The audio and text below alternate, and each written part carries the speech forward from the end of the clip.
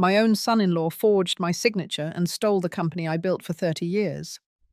I found out when my access was revoked overnight. I sat in my kitchen at 3 a.m., hands shaking, wondering how many lies I had missed. He thought I'd walk away quietly. But what happens when a woman loses everything? Except the truth. I remember the scuff marks on the training room floor, the corners where the old mats curled up from years of overuse, the little dent on the stainless steel fridge in the staff lounge where someone once backed into it with a wheelchair. Small, lived-in flaws. They meant something to me. That floor, those corners, that fridge. I bought them all, every chipped tile and loose screw. I knew them like my own hands, because I built that place, 30 years. I built Whitaker Health Training Center from the ground up, from folding chairs in a church basement to 3 locations across the state. We trained home health aides, medical assistants, caregivers, mostly women, many single mothers. Some older women like me, starting over after divorce or loss. I believed in second chances. I gave hundreds of women a path back into the world. That morning, I walked through the main office like I had every morning for decades. Coffee in hand, low heels, a burgundy wool coat, my name still on the plaque by the front door. Inside, the energy felt different. The receptionist glanced at me too quickly and turned back to her screen. She didn't smile. Neither did the operations manager, who usually waved from the hallway. I checked my email on my phone. Nothing unusual, just the usual admin notices and insurance policy updates, until I reached the last one, sent at 6:02 a.m. Change of access protocol effective immediately. Attached was a memo, formal language, legal tone. The new managing director, Ronan Fairchild, announced updates to the company structure. System access would be restricted pending credential re-evaluation. I scrolled down, looking for my name. There it was. Effective immediately, Dolores Whitaker will step back from active operations pending board confirmation. I stood frozen in the middle of the hallway. I hadn't called for a board vote. I hadn't even been informed one was happening. I was the founder, the largest shareholder, or so I thought. I walked straight into the server room, tried my admin badge. Red light. Access denied. Something inside me dropped. I walked faster, heart tight, toward Ronan's new corner office, a space I had once used for storage. His door was ajar. He was standing behind the desk, arms crossed, suit pressed, calm as a statue. He looked up, didn't flinch. "I was just going to call you," he said, like he was talking to a client.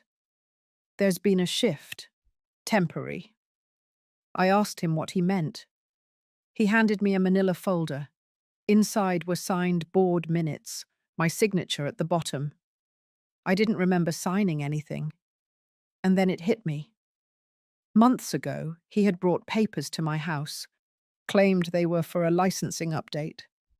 We had just eaten dinner with Sienna, my daughter. I signed without reading closely. He had used my trust, my name, my signature. I said nothing. I took the folder, nodded, and walked out. Down the hall, past the receptionist, into the parking lot, into my car. I didn't cry, not yet.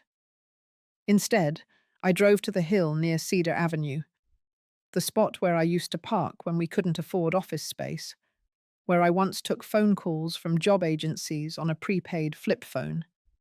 I parked there again. I sat with my hands in my lap and stared straight ahead. They didn't just take the company. They used me to do it. That was the part I couldn't shake. And maybe you understand what that feels like. When the betrayal isn't loud or violent, when it slips in quietly, wearing a familiar face, using your own handwriting.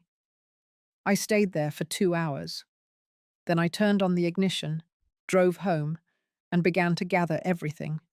Contracts, emails, dates, voice memos. If they thought I would go quietly, they had forgotten who I used to be before I became someone's mother-in-law, before I gave them everything, and before I lost it. 2 months before everything collapsed, we had dinner at my house.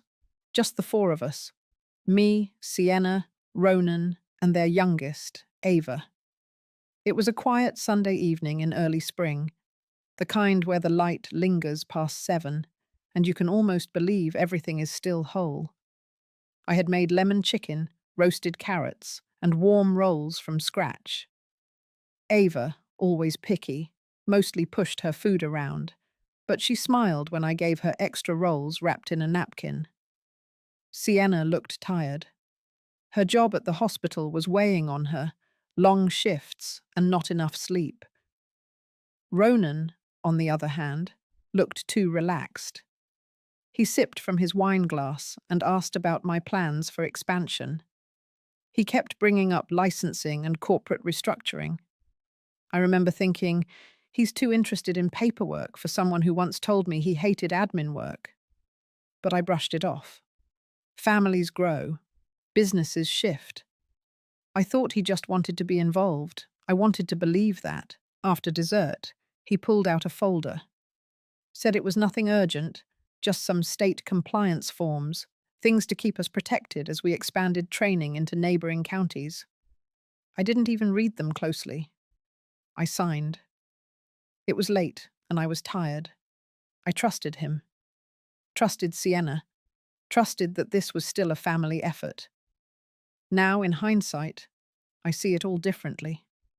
Those forms gave him temporary signing authority, enough to call a board meeting, enough to reroute voting shares under a management clause buried deep in the bylaws. A clause I had written myself 15 years ago when I was trying to make the company more attractive to investors. I had forgotten it existed. He didn't. After that dinner, I remember walking them to the door. Sienna kissed my cheek, half asleep on her feet. Ronan thanked me, smiling, and offered to help with the trash. I told him I was fine. He paused, hand on the doorknob, and said something strange. "You've built something remarkable here. You should start thinking about how you want it remembered." I didn't think twice about it. I thought it was a compliment. But now I realize it was the first hint, the quiet suggestion that I should start stepping aside. In the weeks that followed, Ronan started taking more meetings without me, claimed the licensing boards preferred to speak with someone more operational. I didn't argue. I let him handle it. I was preparing a new curriculum module, working on digital access for remote learners. I was busy, distracted, and he was taking advantage of every minute. What makes betrayal hurt is never the act itself. It's the time you spend not seeing it, the lunches you share, the emails you forward, the holidays you invite them to, all the ways you made space for them, not knowing they were moving in to replace you. One afternoon, I arrived at the center to find our supplier in the parking lot. He said the billing contact had changed. Everything was now under Ronan's office. I told him there must be a mistake. I called Sienna that night, casually mentioned it. She sounded surprised too, but said she'd ask him. She never called back. Then came the morning I walked in and found the server room locked. By then, everything had already been signed. It all led back to that one dinner, that folder, that signature. I sat at my kitchen table, going over every conversation, every odd glance, every slight shift in tone. I kept thinking I should have noticed. I should have pushed back. But the truth is, when you love someone, especially your child, you don't look for betrayal. You look for reassurance. You look for a reason to keep believing they see you, respect you, still need you. I looked through my records that night. I found a backup USB I hadn't used in years.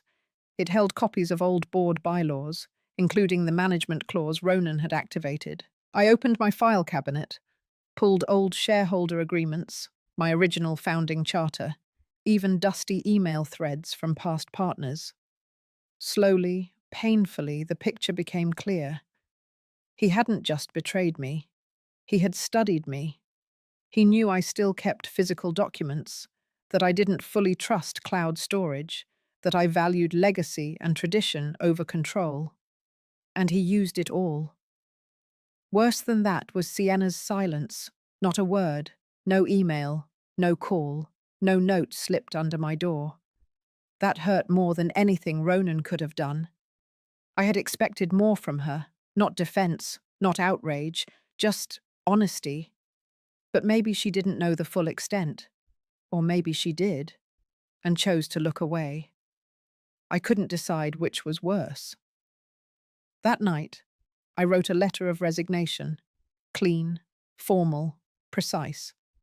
But instead of sending it to the internal HR inbox, I addressed it to every member of the board. And I blind copied one more recipient.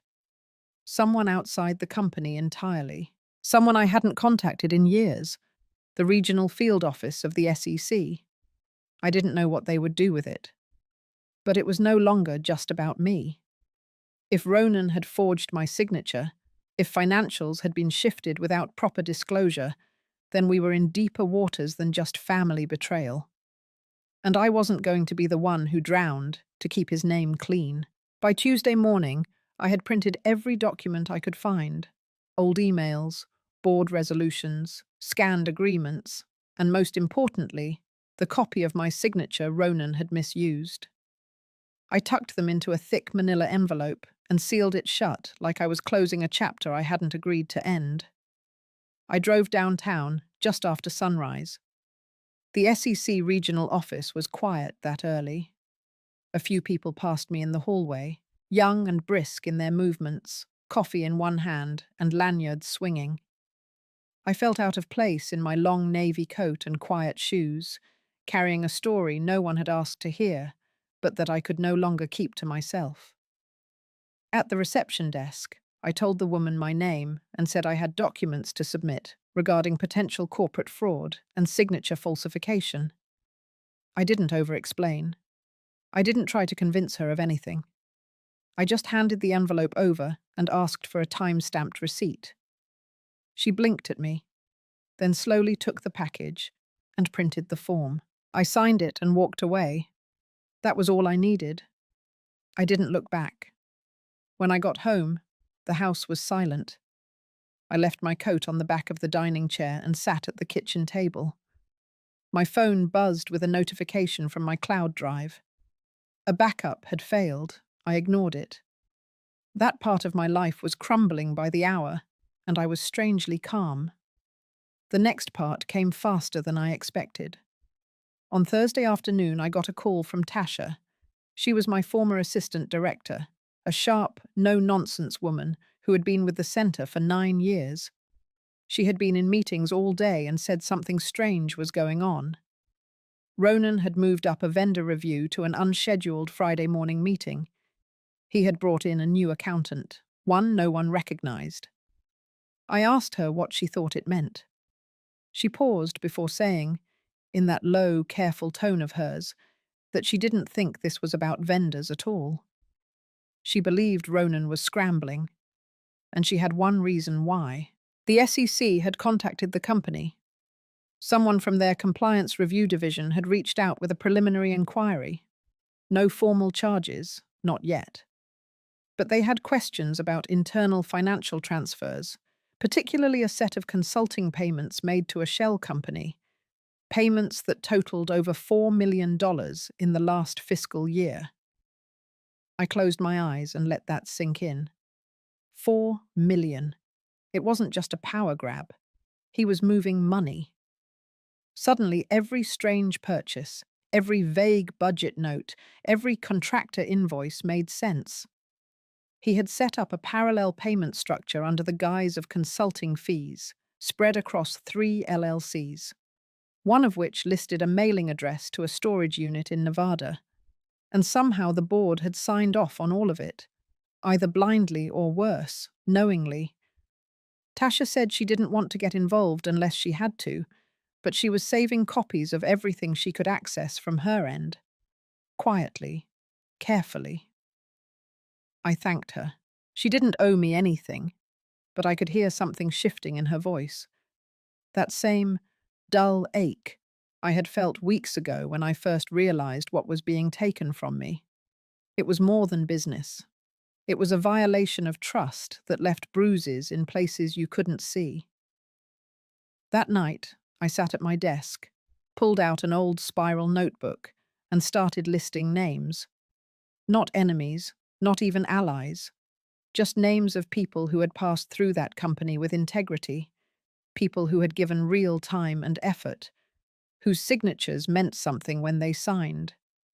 And I made a second list, one for those who had stayed silent, those who had quietly let Ronan consolidate power, who hadn't asked questions, who had voted yes because it was easier than challenging the new order. The second list was longer than I expected. It made me realize that this wasn't just Ronan's scheme.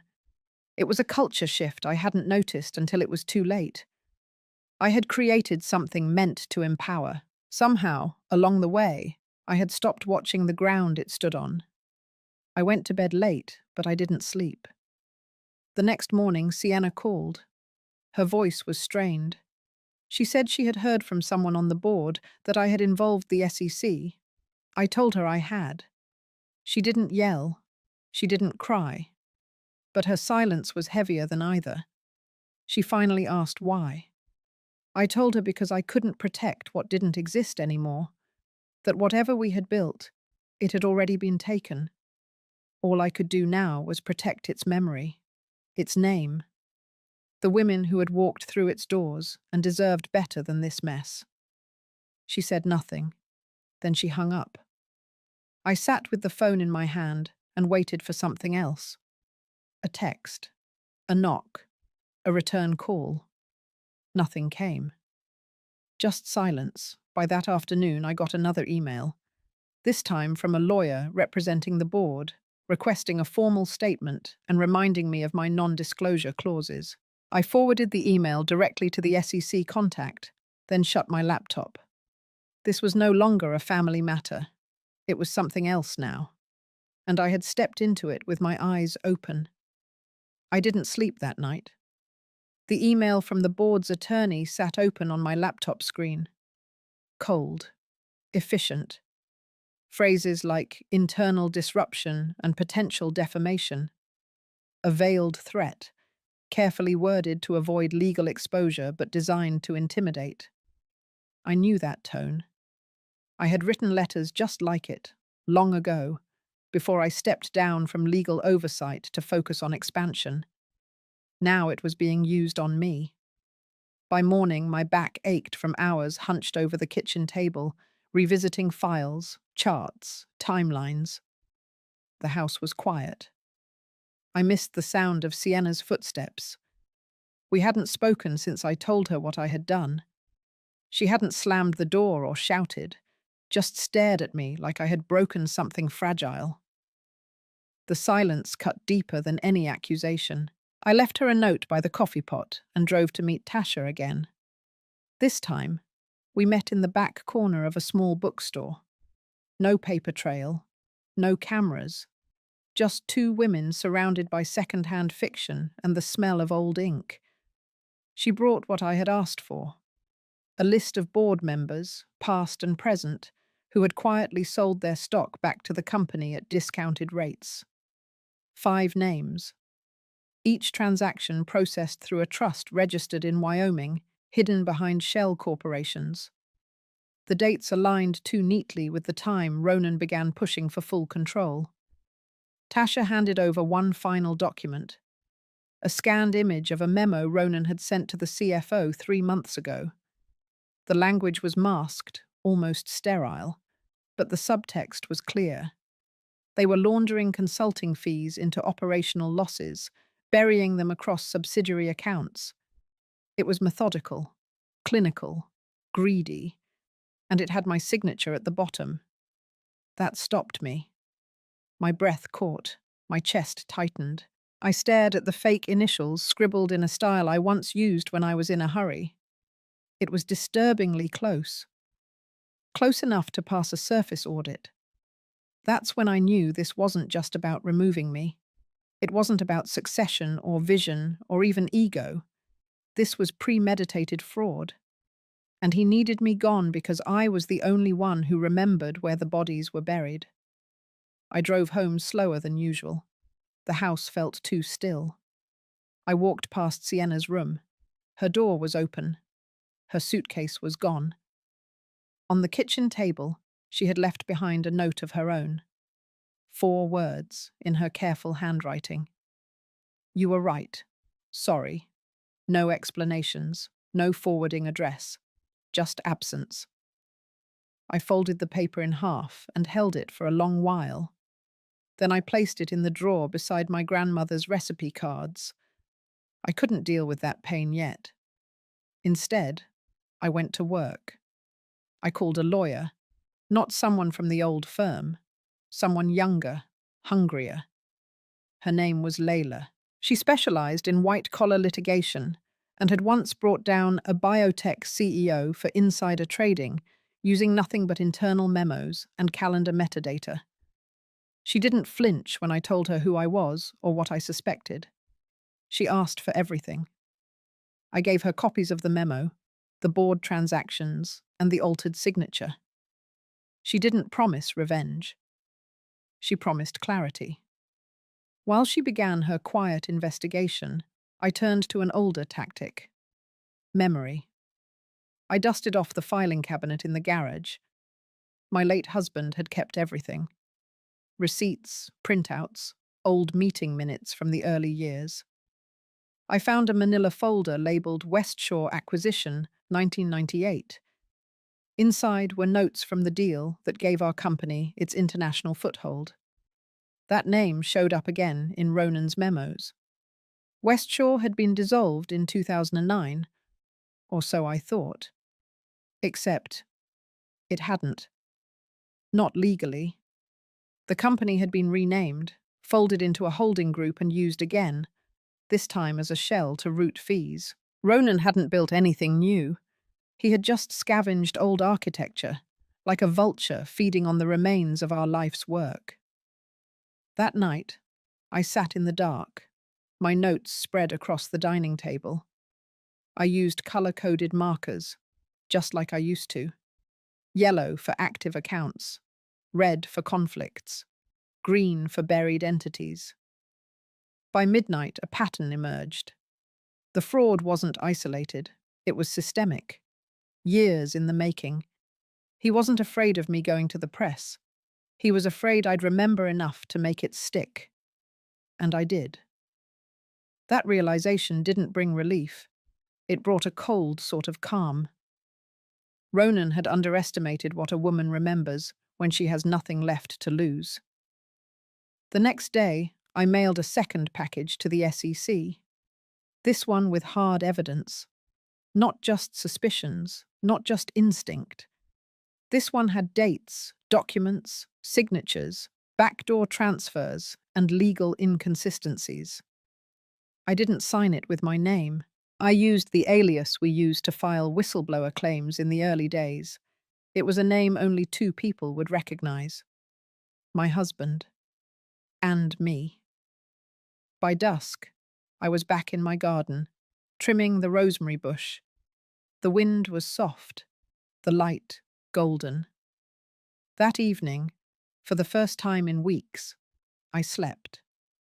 Not peacefully, but without panic. Something had shifted. I was no longer just a woman who had lost everything. I was a woman who remembered. The next few days moved slowly, but my mind didn't. I found myself staring at the smallest things for minutes at a time. A tea stain on the countertop, the curve of my old garden shears, the hum of the refrigerator in the silence. I wasn't sad. Not really. I was suspended, like something had cracked open inside me, but I didn't yet know what to do with the light pouring in. The garden helped. Not because it made the pain go away, but because pulling weeds felt like pulling something else out of me. Regret, maybe. Anger, too. Every time my hands went into the soil, I remembered the meetings Ronan used to sit in with me, asking questions like he cared, like he wanted to learn. I had thought I was mentoring him. I had thought I was passing on a legacy. Now I realized I was handing over a loaded weapon. One morning, a blue sedan pulled up in front of my house. I didn't move from the porch. A woman stepped out, briefcase in hand. It was Layla. She greeted me with a nod and no small talk. That was something I liked about her. Efficient, sharp. Her eyes missed nothing. She asked to speak somewhere private. We sat at the kitchen table, and she laid out the new pieces. The SEC had acknowledged receipt of the package, quietly. No flags raised yet, but the case had been assigned a preliminary investigator. That meant it wasn't being dismissed. That meant someone, somewhere, had read the material and seen enough to keep looking. She also had something else. A call log from an anonymous source inside the finance department. A man who had been working under Ronan for the last 2 years. According to him, Ronan had ordered unusual consolidation of vendor accounts, pushing through backdated invoices from companies with vague service descriptions. One in particular stood out. Garris and Flint, a so-called consulting firm that hadn't filed a single legitimate invoice until 6 months after I stepped down. Layla showed me the invoices. I knew immediately. Garris and Flint was a shadow account. The numbers didn't match any department spending patterns.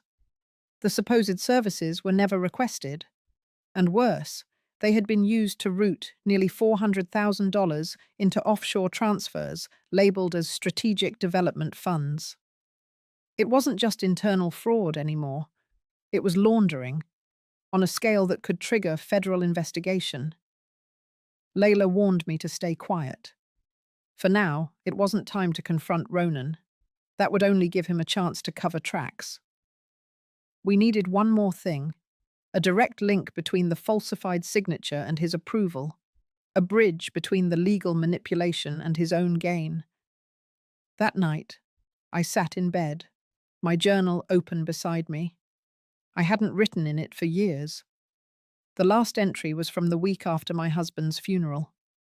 Now I turned the page and began again.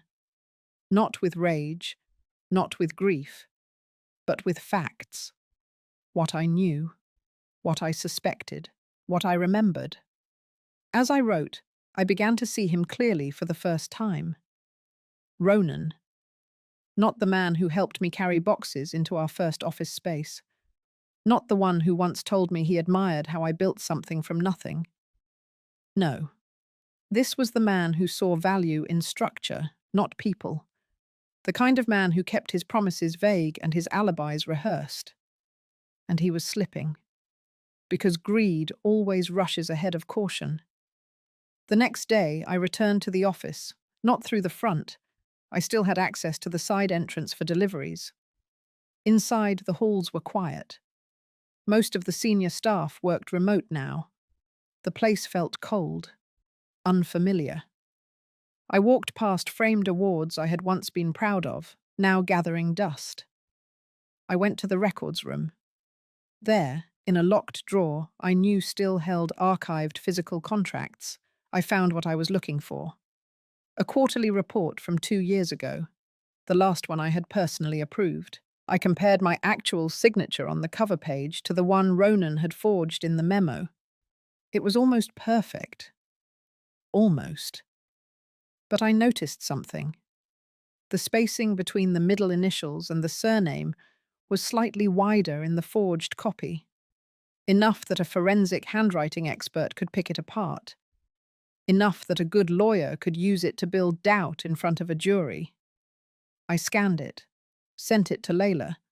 She didn't respond right away, but a few hours later, she sent back a short reply. Now we can proceed. I didn't celebrate. I just stood in the middle of my living room, hands at my sides, and closed my eyes. The wind outside shifted. The house creaked softly. It was a sound I had heard for decades, and yet it felt like something new now. Something was beginning, and I was ready for it.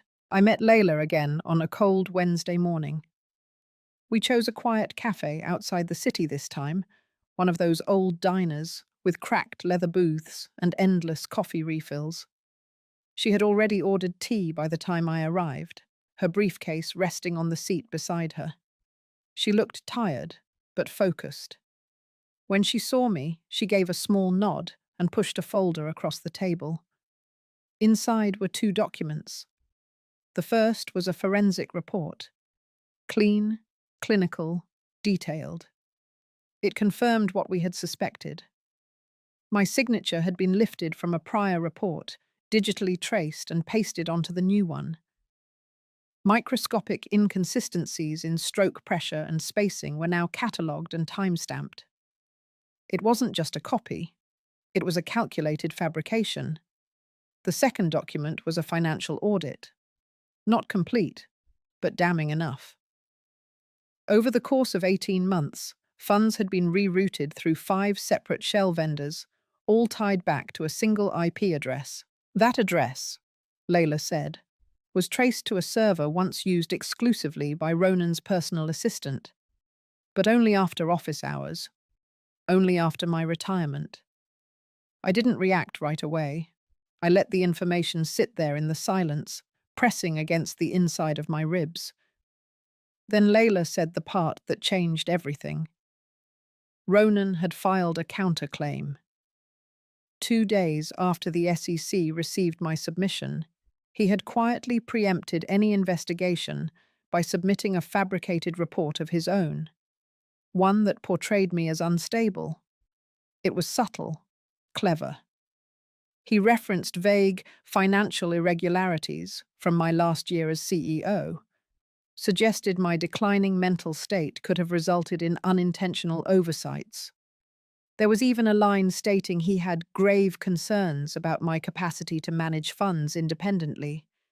He was trying to discredit me before the facts could speak. I looked at Layla. She didn't flinch. She had seen this tactic before. We moved quickly after that. I recorded a statement. Not for the media, not yet, but for legal proceedings. I spoke clearly, methodically. I listed dates, names, documents. I described conversations with Ronan word for word, even the ones I had once brushed off as flattery. I described how he slowly removed trusted staff, how he restructured reporting lines to funnel everything through him. I described the day I was asked to step down for optics. I ended with the forged signature and the accounts that didn't exist when I was CEO. Then we waited. 2 weeks passed. Then, late one night, my phone buzzed. It was a restricted number. A man's voice, polite, measured, from the office of the Inspector General. He asked to confirm a few details. Then he thanked me. I asked if this meant they were opening a formal case. He didn't answer directly, but I heard what he didn't say. The next day, Ronan's name disappeared from the company website. It was subtle, no announcement, no farewell message, just gone. I didn't celebrate. I just walked to the garden and sat among the rosemary and thyme. I listened to the wind. I watched a bee burrow into a blossom. That night, Layla called. There had been a quiet agreement behind closed doors. Ronan would step aside voluntarily while the board conducted an internal review.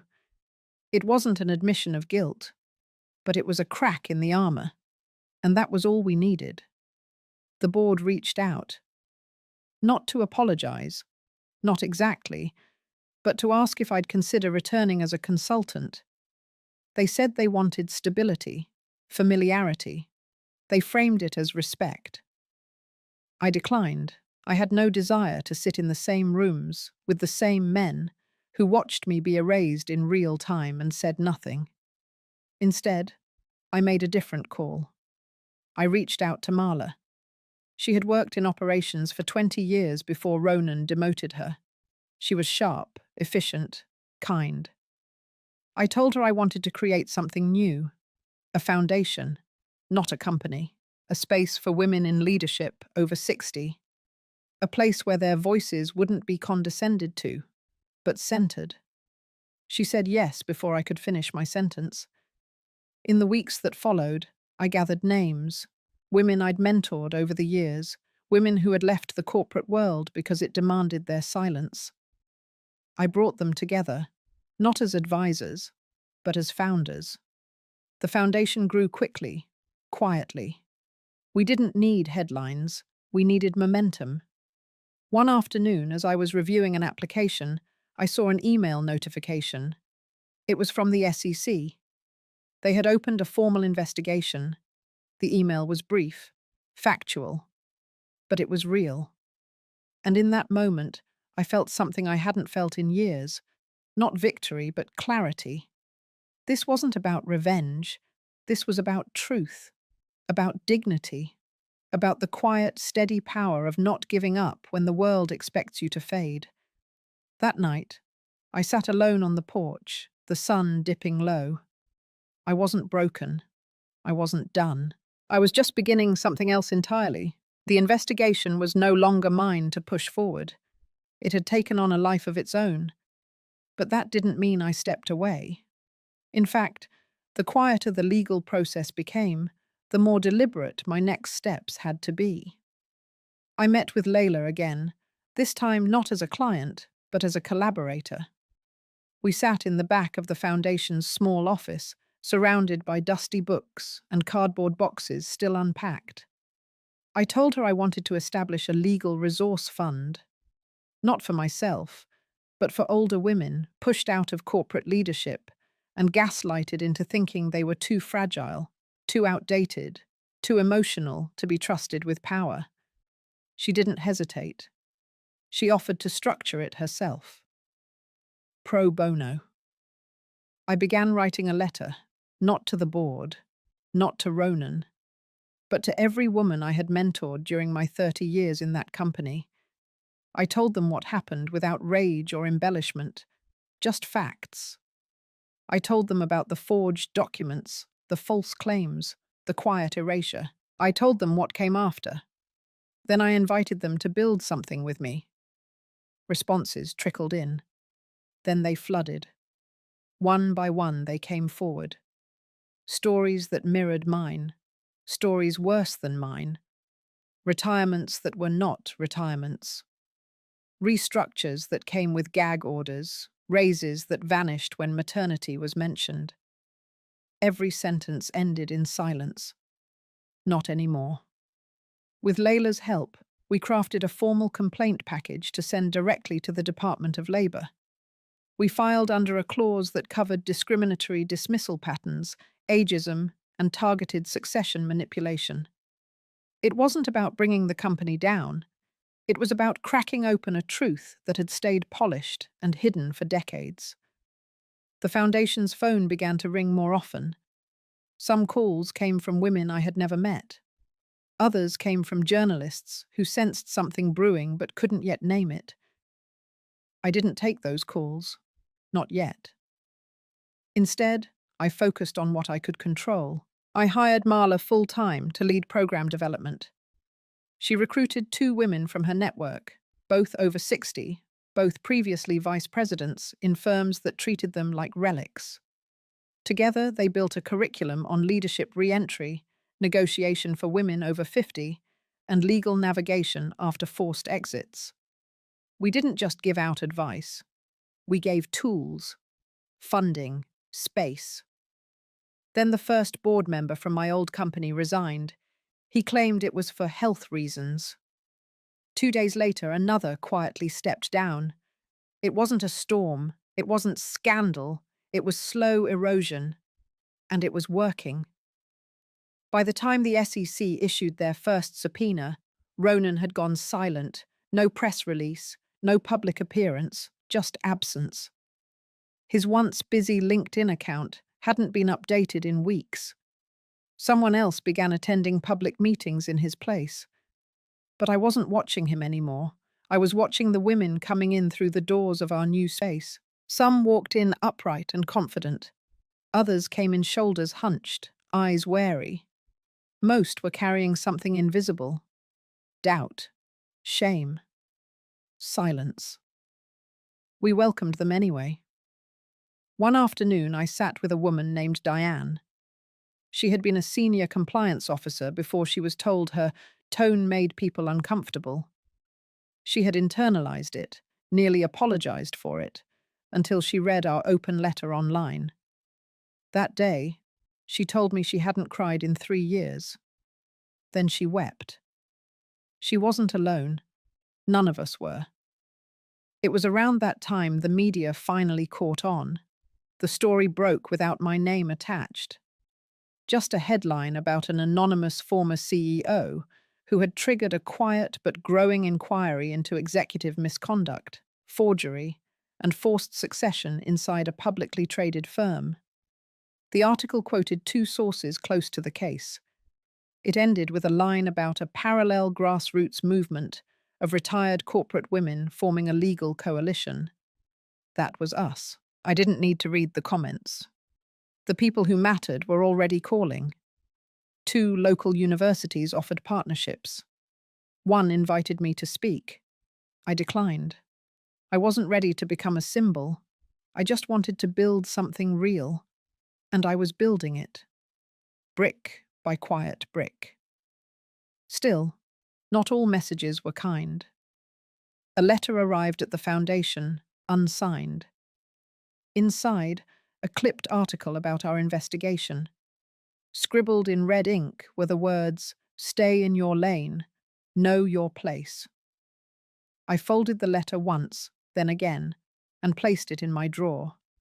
It would stay there, not as a threat, as a reminder.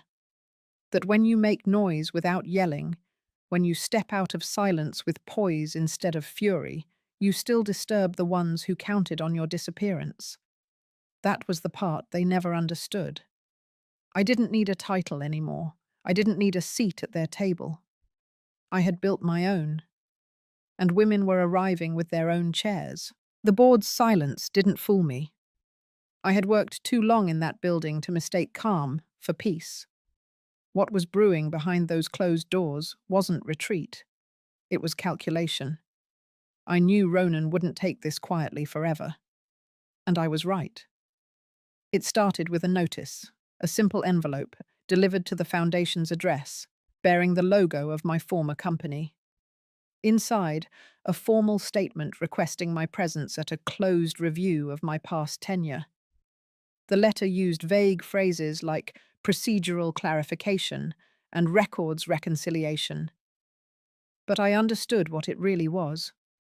They were going to try to discredit me, discredit my work, my memory, my integrity. Ronan was using the strategy I'd seen him perfect over years. Not open confrontation, but quiet unraveling. Whisper campaigns, polite questions in the right ears, shadows of doubt sown carefully until people forgot what they had seen and remembered only what they had heard. This time, I wouldn't be silent. I gave the letter to Layla, who read it with a controlled expression, then reached into her bag and pulled out a file. It was my employment record, the real one, and a copy of the forged version they had submitted during the leadership transition. We had everything we needed, but we weren't going to play defense. We would go first. We drafted a formal demand for a full audit, not of my decisions, but of the board's transactions in the 6 months leading to my exit. We cited financial inconsistencies in project allocations, unusual wire transfers flagged by 2 former internal auditors who had joined our cause, and a missing report tied to a charitable fund that no longer existed. Then we sent a copy, not just to the board. We sent it to the SEC. Ronan's reply didn't come through paper. It came through people. Over the next week, I received 5 separate calls from old colleagues. Most began the same way. Awkward greetings, polite questions, a strange edge in their voices. They were fishing for my side of the story, but I could hear the undertone. He was calling them, one by one, trying to build doubt, rewrite history, and yet something was different. This time, they weren't buying it as quickly. I could tell. They had seen too much already. The resignations, the silence from the executive wing, the article that hadn't used my name, but that everyone recognized anyway. The illusion was cracking. Then came the invitation. A private event.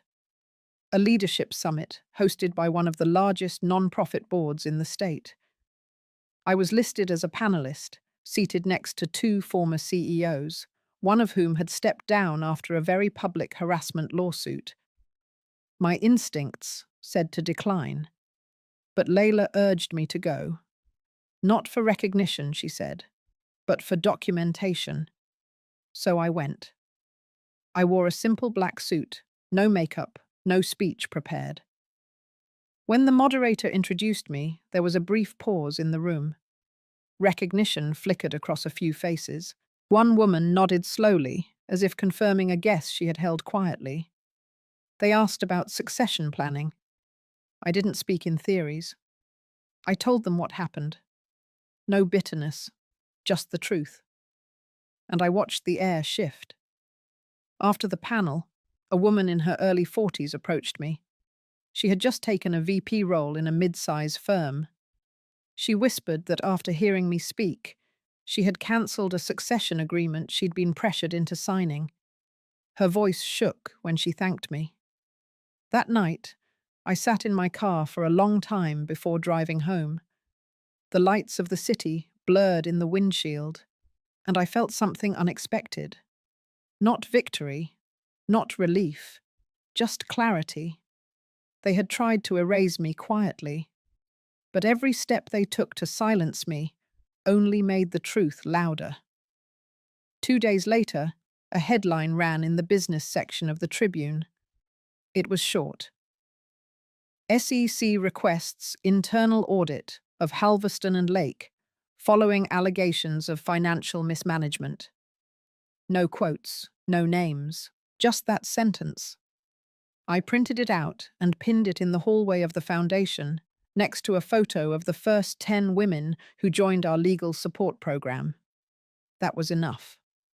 The foundation began receiving requests for interviews, journalists, scholars, even documentary producers. I turned most down. This wasn't about becoming a figurehead, it was about becoming free. Still, something inside me knew it wasn't over. Ronan hadn't responded directly yet. And a man like him, a man who built his power through manipulation and precision, wouldn't fade quietly. He was planning something, and I needed to be ready. The night before the board's scheduled quarterly dinner, I didn't sleep. Not from anxiety, but from clarity. Every detail was prepared. Every file had been cross-checked. Every clause in the bylaws that had been ignored over the years was highlighted and annotated. This dinner wasn't a reunion. It was an unveiling. I arrived at the restaurant early, not for show, but for position. The private room was dimly lit, with heavy wood walls and white linen draped across a long table. I chose my seat at the far end, the one facing the entrance. When the others trickled in, 7 board members and Ronan at the center, I greeted them politely. I smiled as if this were any other gathering. A part of me still recognized them not just as adversaries, but as former colleagues. People I had once respected. People who had once respected me. Until ambition rewrote the script.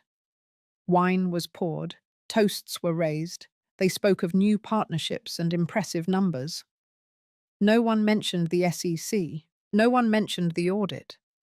It was as if silence would somehow erase the shadow hanging over the company. Then Ronan leaned back and looked at me. His tone was controlled, almost warm. He thanked me for attending. said it was good to have us all together. And then he slid a folder across the table. A single sheet inside. It was a settlement offer. They were trying to buy me out. In exchange for a non-disclosure agreement, they would grant me a partial severance and a vague acknowledgement of my years of service. The language was careful. No mention of wrongdoing, no admission of fault. Just a quiet exit. A deal meant to disappear. I didn't touch the paper. I opened my own folder and laid it beside his. Mine held copies of internal emails Ronan thought were deleted. A whistleblower from the financial team had recovered them. They revealed asset redirection, fund mislabeling, and falsified board signatures. My name wasn't just missing from those documents. It had been replaced. He didn't speak. He didn't blink. I stood slowly and addressed the table. I spoke clearly, without emotion. I described the breach of fiduciary duty. I outlined the clauses that had been violated. I explained the full consequences of the audit findings if released publicly. I made it plain that if forced, I would take the story further.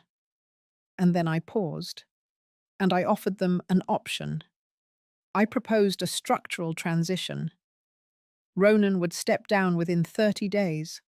An independent committee would oversee financial reform. The foundation would become a permanent stakeholder in future decisions. And I would say nothing more. Not because I was being silenced, but because justice had already begun. The table was quiet for a long time. One of the board members, a woman named Charlotte, broke the silence. She said she had reviewed the documents ahead of time, had already reached out to legal counsel, and that she supported the proposal. Another followed. Then another. Ronan remained seated, hands folded, jaw tight. He didn't argue. He didn't need to. He had already lost. I walked out before dessert was served. In the parking lot, I sat in my car and allowed myself to exhale for the first time in weeks. It wasn't revenge. It wasn't glory. It was completion. The next morning, the foundation received a formal letter. Ronan's resignation, effective immediately. No excuses, no public statement. Just the end of a long, exhausting chapter. 2 days later, Charlotte called. She offered to meet at a small cafe near the university campus. When I arrived, she had already ordered coffee. She thanked me, not just for what I had done, but for how I had done it. Quietly, strategically, with dignity. She said the company had been veering off course for years, that I had simply been the first to name it. I didn't correct her. There was nothing to add.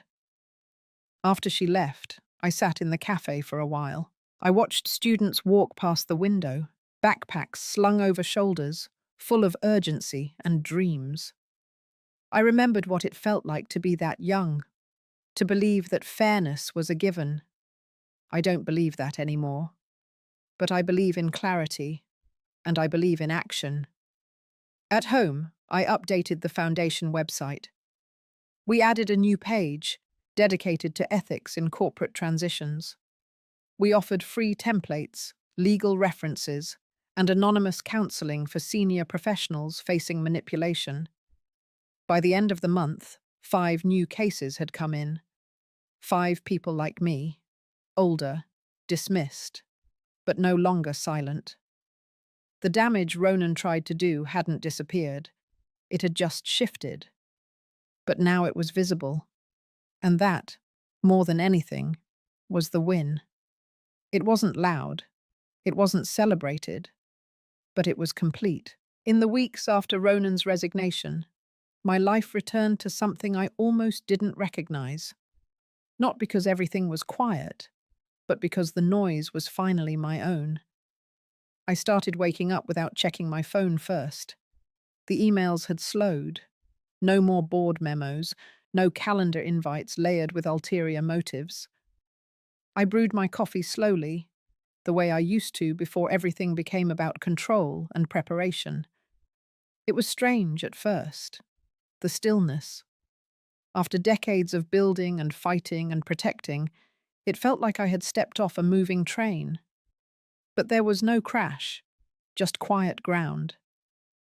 I began going through old boxes in the attic, not out of nostalgia, but necessity.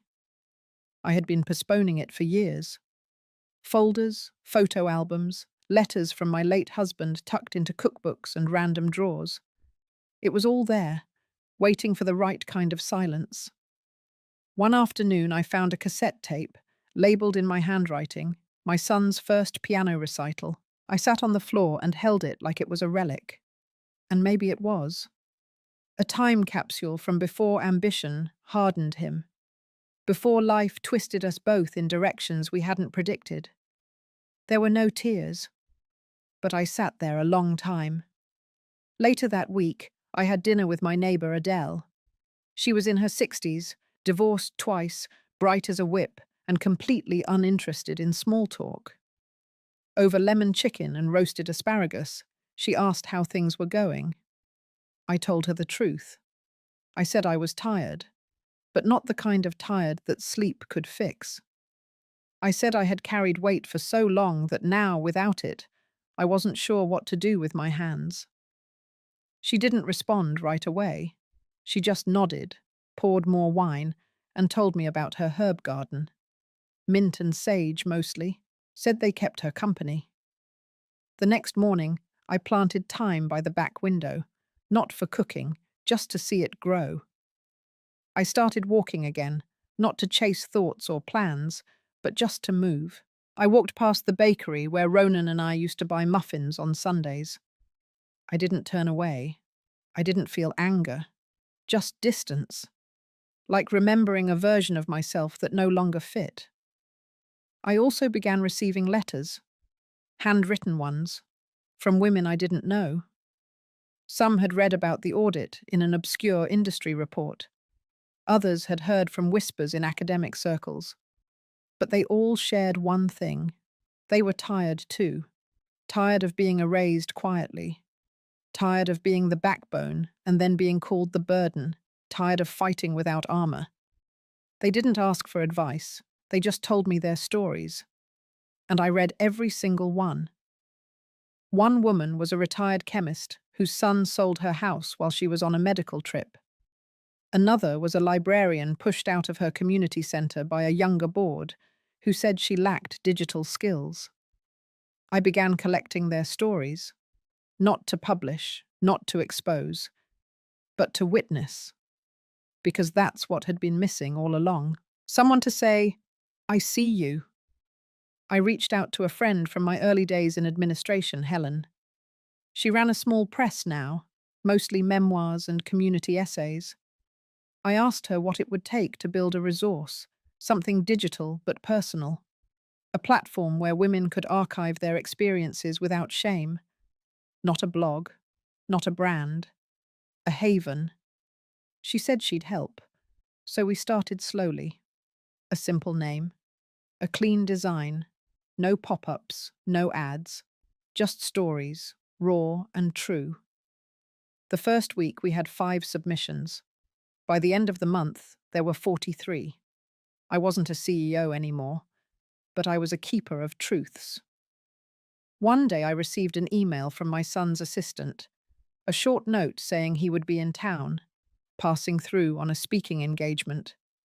There was no apology, no pretense, just a mention that he would stop by if I was open to it. I closed the message without responding, not out of anger, but because silence can be sacred too. A few nights later, I stood in the hallway outside my study, lights off, house still, and listened to the tick of the clock on the mantel. It was an antique piece my husband had restored in the early years. The sound used to annoy me when I was buried in deadlines. Now it felt like proof of time, of survival. I had lost thing I would never get back. Not just people or titles, but versions of myself. The one who believed loyalty protected you. The one who trusted without reading between the lines. But in their place, Something quieter had grown. Not stronger, not louder, just more rooted. And that somehow felt like enough. That winter, I sat down to write the story of the board meeting, not for public record, but for myself, to see it plainly, to know that I had not imagined it, that what I did mattered, even if no one clapped. When I finished, I didn't cry. I just saved the file and turned off the computer. Then I made tea, wrapped a shawl around my shoulders, and watched the snow fall from the kitchen window. Not chasing thoughts, not planning comebacks, just being. Alive. And finally mine. I didn't expect to hear from Judith again, but life has a way of circling back when the dust begins to settle. She called late one afternoon. Her voice, once brisk and clipped, had lost some of its edges. She didn't ask how I was. She simply said she had something for me, and if I was willing, she would come by that Friday. I said yes. There were no nerves when she arrived. I didn't rush to clean or fuss with tea. I just opened the door and stood aside as she stepped in, carrying a slim folder under one arm. She looked different. Not older, just less armored. We sat at the kitchen table, the same one where I used to prepare reports for late-night calls. Now it held 2 mugs of rooibos tea and the faint scent of lemon polish. Judith opened the folder. Inside were 3 items. A notarized document transferring full ownership of a property I hadn't seen in years. A handwritten letter from a retired board member, and a copy of Ronan's recent deposition from the ethics investigation tied to another company he had invested in. He had crumbled. Badly. Judith didn't look smug, just tired. She said she thought I should have these. Not to hurt him, not to gloat, but to know. To know that silence sometimes works louder than noise. I didn't ask for details. She didn't offer many. But she did say one thing before leaving. She said she had underestimated me, and that now she wouldn't make that mistake again. When the door closed behind her, I sat for a long time. I wasn't surprised by Ronan's fall. Not anymore. But there was something sharp in reading it, in seeing in black and white how far he had slipped, and how much of that fall had started with what he did to me. But even as I held the papers, I felt no desire to strike back. Because the worst part wasn't the fraud or the betrayal. It was that he had traded something sacred for power that didn't last. And I had finally stopped doing that. The next week, Helen and I finalized the beta version of the archive site. It wasn't flashy, just functional. But it was clean, safe, and easy to navigate. We uploaded 20 stories the first day, all anonymous unless the writer asked otherwise. Some were short, some were sprawling, but every one of them carried weight. There was a janitor who had built a literacy program for her neighborhood, a nurse practitioner whose children drained her retirement fund while praising her sacrifice, a grandmother who was evicted from her own home after co-signing a loan for her daughter. Different names, same ache.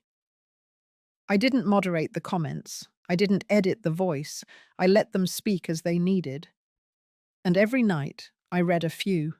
Not all at once. Just enough to stay connected. The following month, a university in Oregon reached out.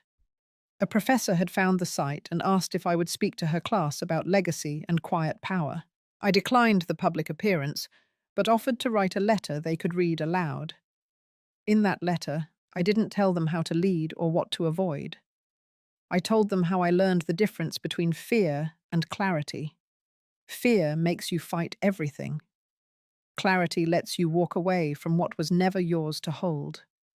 As spring arrived, I noticed the thyme had spread into the corner near the fence. Its soft, purple flowers brushed against the brick. It wasn't much, but it was alive. And it had grown without needing attention, just space. One morning, as I watered the porch plants, the mail truck pulled up. The driver, a young woman with tired eyes, handed me a small package and paused. She said she had been reading the stories, that they mattered. Then she left. I didn't know her name, but I knew her face. That quiet kind of recognition. That look of someone who had held too much for too long and had finally set something down. I opened the package on the kitchen counter. It was a book of essays from a small publishing house. Tucked inside was a note. No signature, just 6 words. Thank you for breaking the silence. That night, I slept without dreams. Not because I had no more questions, but because I finally knew which ones were mine to carry. It's been 8 months since I stepped away. Not from the world, but from the part of me that always tried to prove I was worth keeping. I still get up early. I still make tea the same way. But now I don't reach for the phone before the water boils. I let silence stretch across the kitchen like an old quilt. Familiar, warm, not empty, just enough. Helen visits on Thursdays. She brings lemon bread, and we talk about nothing urgent. The site has grown quietly. No sponsors, no loud praise. But people come back. They leave stories like folded notes in a wooden drawer, and I keep them safe. One woman wrote about cleaning the office floor of a CEO who never learned her name. Another spoke of raising 3 sons and being told at 70 that she was just a burden now.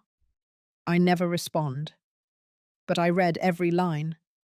I see myself in the spaces between their sentences. The archive is not just a project anymore. It's a place. A kind of home for voices that were once too soft to be heard. I don't need to lead it. I just tend to it. The way you water a plant not for show, but because it deserves to live. Ronan never reached out. Not after the deposition, not after the stories began to travel.